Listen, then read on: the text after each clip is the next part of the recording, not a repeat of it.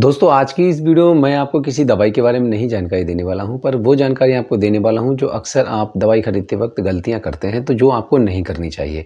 होता क्या है कि जब भी हम डॉक्टर के पास जाते हैं, किसी भी डॉक्टर के पास आप गए, आपको दवाइयाँ प्रेस्क्राइब की, आप मेडिकल स्टोर पर गए, आपने वो दवाइयाँ परचेज कर ली। अब माना कि वो दवाइयाँ आपको 5 दिन के लिए प्रेस्क्राइब की गई थी, आपकी जो समस्या थी वो 5 दिनों में ठीक हो गई और आप वो दवाइयाँ खा के फिट भी हो चुके हैं। अब आप गलती क्या करते हैं कि अगली बार कुछ समय के बाद यदि आपको वो समस्या दोबारा होती है, तो आप डॉक्टर के पास ना जाकर वही पर्चा लेकर आप मेडिकल स्टोर पर जाते हैं, दोबारा से वो दवाइयाँ परचेज़ करते हैं और वो दवाइयाँ सेवन में लेना शुरू कर देते हैं, जो कि आपको नहीं करना चाहिए।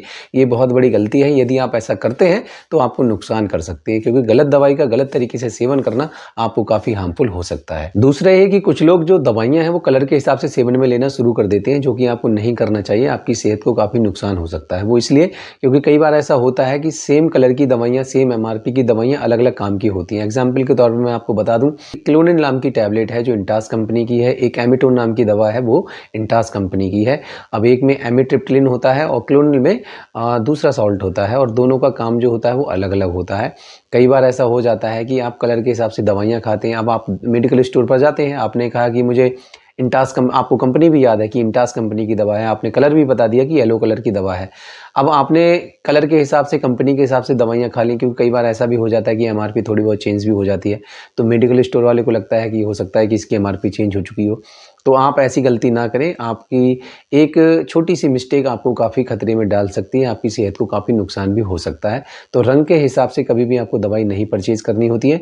यदि कभी भी आपने अपना पर्चा डॉक्टर को दिखाया है और आप अपना पर्चा भूल चुके हैं, दोबारा डॉक्टर के पास जाइए और दोबारा से आप दवाइयाँ प्रिस्क्राइब करा के उनका सेवन कीजिए। तीसरी गलती है जो कि आपको कभी नहीं करनी चाहिए। होता क्या है कि हम अपने घर पे मोस्टली देखा जाता है कि पैरासिटामोल की टैबलेट्स वगैरह अपने घर पे रखते हैं। कई बार फीवर आ जाता है तो उसकी डोज़ लेना शुरू कर देते हैं, और यदि हमारे बच्चे को भी ऐसा कभी होता है, फीवर आ जाता है, तो कुछ लोग क्या करते हैं कि उस पैरासिटामोल की टैबलेट्स में से टैबलेट का हिस्सा तोड़ के अपने बच्चों को सेवन में कराना शुरू कर देते हैं, जो कि आपको नहीं करना चाहिए।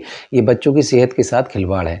यदि आपके बच्चे को कभी भी फीवर आता है, तो बिना डॉक्टर की सलाह के आपको कभी भी उसको डोज़ नहीं देनी होती है, वरना उसकी सेहत खराब भी हो सकती है। और यदि आपको डायबिटीज़ और बीपी की समस्या है और आप तुक्के मारे में दवाइयों का सेवन कर रहे हैं, वो बिल्कुल रोक दें, वरना आपकी जान भी जा सकती है। क्योंकि डायबिटीज़ एक ऐसी समस्या है, यदि बहुत ज़्यादा लो आपकी हो जाती है, तो आपकी जान को खतरा हो जाता है, और बीपी यदि बहुत ज़्यादा बढ़ जाता है, तो भी आपको जान को खतरा हो सकता है। तो यदि आपको डायबिटीज़ की समस्या है, प्रॉपर तरीके से उसका डायबिटीज़ का टेस्ट कराइए। किसी भी लैब में जाके आप उसका टेस्ट कर सकते हैं, या फिर आप जो डायबिटीज़ की मशीन आती है, शुगर चेक करने वाली मशीन आती है, उसको आप परचेज़ करके अपने घर पे रख सकते हैं। उससे भी आप अपनी डायबिटीज़ को चेक कर सकते हैं।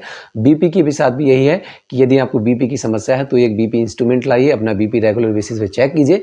डॉक्टर को दिखाने के बाद ही उन दवाइयों का सेवन कीजिए, क्योंकि बीपी बढ़ने से आपको हार्ट अटैक की समस्या हो सकती है, आपको स्ट्रोक की समस्या हो सकती है। और यदि आपको बीपी की समस्या है और प्रॉपर तरीके से आप इसका ट्रीटमेंट नहीं लेते हैं, तो आपको किडनी फेल्योर जैसी समस्याएं हो सकती हैं। तो इन बातों का आप ध्यान रखें। छोटी-छोटी बातें हैं, यदि आप इनका ध्यान रखते हैं, तो आप अपनी हेल्थ को अच्छा बना सकते हैं। बाकी दवाइयों को परचेज करने से पहले उसकी एक्सपायरी डेट जरूर चेक करें। जानकारी आपको सही लगी तो वीडियो को लाइक कीजिएगा, शेयर कीजिएगा। धन्यवाद दोस्तों।